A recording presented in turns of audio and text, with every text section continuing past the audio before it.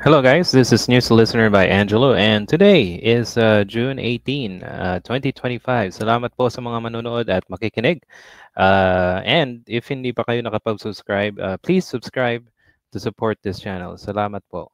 Okay, pag-usapan naman natin yung nangyaring kanselasyon ng party list registration, okay, ng Duterte Youth.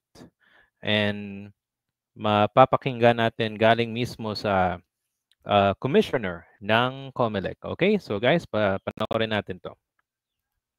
By a vote of 2-1, canceling the registration of the 30 Youth Party List.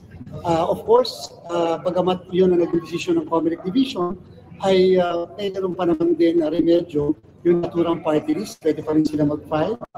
Okay, so finality. So pwede pa sila mag-file ng motion sa korte. Ng motion for reconsideration upang ma-resolve yan ng Commission ELBA. Yung presiding commissioner ay nag-dissent doon sa naging majority decision ng dalawang miyembro ng division. For the information of everyone, ang original na decision ay ang ponente ay ang presiding commissioner, subalit nag-dissent yung dalawang miyembro ng komisyon, kaya naman nire-raffle ito upang mapunta doon sa isa sa dalawang nag-dissent. Kaya yung isa sa mga nag-dissent, ginawa na niya ang kanyang majority decision upang maging majority decision siya, na kung saan yung presiding naman ang nag-dissent doon sa naging decision po nila. Meron din po ilalabas na isang desisyon.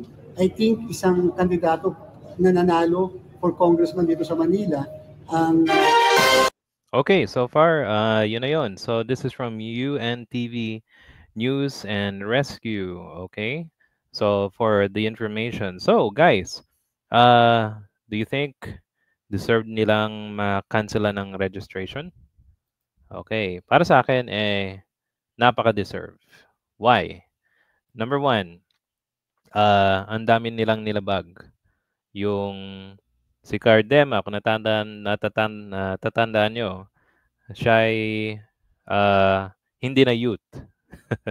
Pero ginawa pa rin siyang representative. Okay, pakita ko tong information galing, I think na-topic ko na to last time. So this is from Wikipedia. Ang isang youth ay only until 30 years old. Okay? Pero si Cardema, unfortunately, ay ano na siya. Siyempre, matanda na siya eh. 'Di ba? Above 30 na siya ata. Okay, so let's see. Okay, ito. Because 25 to 30 years old ang requirement ng isang youth, representing a youth. So, yung unang-una pa lang, dapat na-disqualify siya. 'Di ba? So, anong rason? Bakit naging nasa gobyerno sila? Kasi, kapit sila ni Digong. Right? O, walang nag-question. Okay. Wala nag-question. Siguro nag-question din yung Makabayan Bloc, kagaya ng Kabataan Party List. Okay? So, and then, yung si, anong pangalan nito? Si Dulce Marie Suarez. Okay? I think, party list, ano siya, nominee siya. Kaso nga lang, yung pangalan niya ay, ang tawag dito? Wait. Punta tayo sa baba. Si Drixie, okay. Ang pangalan niya, ang last name niya, hindi niya palang last name. Okay? So, parang niloloko niya nila yung taon bayan, right? And do they represent even the youth? No. Okay? Why? Ito, papakita kayo sa website to ng House of Representative. Okay, House of Representative 19 Congress. O, yan, si Drixie, di ba? Anong principal author nila?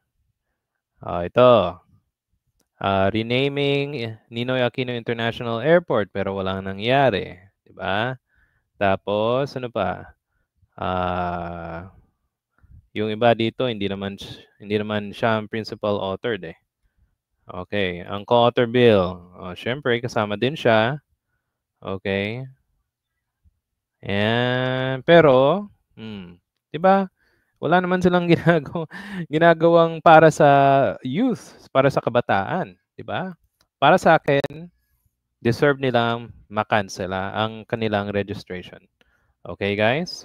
Kasi hindi sila tumutulong sa ating mga youth. Kung meron man, pakisabi na lang po dito. And if meron pa kayong comment, please put that uh, in the comment section. You can also please like and subscribe. And dito po tayo magtatapos muna. And I'll see you guys later. Okay? So, sa inyo, if deserve or not, you can comment down below. I'll see you. Okay? Bye. And thank you.